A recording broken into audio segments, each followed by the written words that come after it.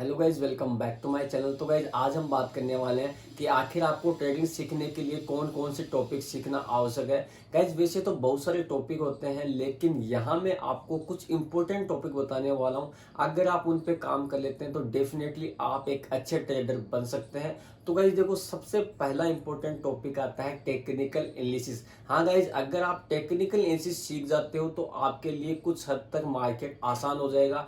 तो उसमें कुछ ऐसे ऐसे टॉपिक है जिन पे आपको काम करना होगा। तो सबसे इंपॉर्टेंट जो टॉपिक है उनमें आपका आता है support, resistance, trend line, candlestick या चार्ट पैटर्न्स। ये सारे टॉपिक आपको सीखना होगा, इन टॉपिक्स पे आपको काम करना होगा। गाइज बहुत सारे लोग हैं यहाँ पे मार्केट में आते हैं और सीधा पैसा बनाने की कोशिश करते हैं, लेकिन मैं गाइज आपको बता दूं कि आपको यहाँ पे सीखना ही पड़ेगा। बिना सीखे हुए आप यहाँ पे सक्सेस नहीं हो सकते। तो गाइज आपको सबसे पहले टेक्निकल एनालिसिस का ज्ञान होना आवश्यक है।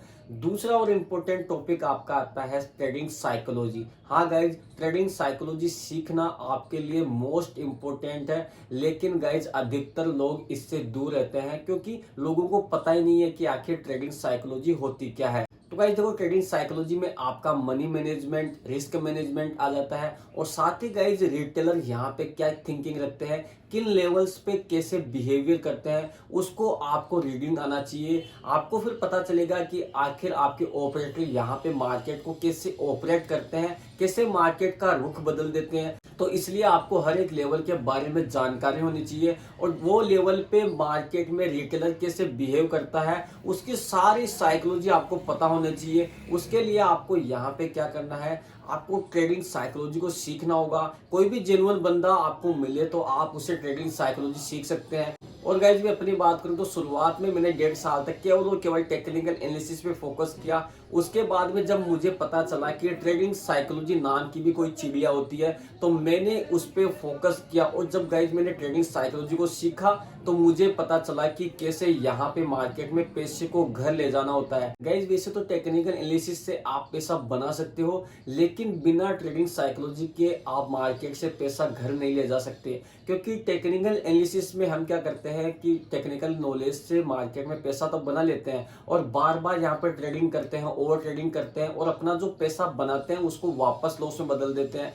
तो हमारे अंदर फियर, ग्रिड वाले कुछ चीजें आती रहती है, जिससे कि हमें क्या होता है कि यहाँ पे बार बार काम करना होता है, बार बार काम करने की कोशिश करते हैं और मार्केट में यहाँ पे लॉसेस करते रहते हैं। अगर आप ट्रेडिंग साइकोलॉजी को सीख लेते हैं तो उसके बाद में ये वाले सारे फियर और ग्रिड आपके दिमाग से हट जाएंगे। आप यहाँ पे लालचपना छोड़ के केवल और केवल अपने काम पे फोकस करोगे और ट्रेडिंग को एज ए बिजनेस लेके चलोगे। अगर आप ट्रेडिंग को एज ए बिजनेस लेके चलोगे तभी आप यहाँ पे पैसा बना पाओगे और उस पैसे को घर ले जा पाओगे। तो भाई सबसे पहले आपको यही समझना होगा कि आपकी यहाँ पे कितनी नीड है, क्या आपको कितने पैसे चाहिए। जैसे कि मान लो आप चाहते हो कि मुझे यहाँ पे 300 रुपए का मैक्सिमम लॉस में झेल सकता हूं और 500-700 रुपए में प्रॉफिट लेके जा सकता हूं, तो उससे ज्यादा आपको ग्रिड नहीं करना चाहिए। तो यही सब हमें ट्रेडिंग साइकोलॉजी में सीखने को मिलता है। इसलिए गाइज आपको ये दो टॉपिक पे काम करना होगा, एक तो टेक्निकल एनालिसिस और एक ट्रेडिंग साइकोलॉजी, जिसमें आपका 20% रोल होता है केवल टेक्निकल एनालिसिस का,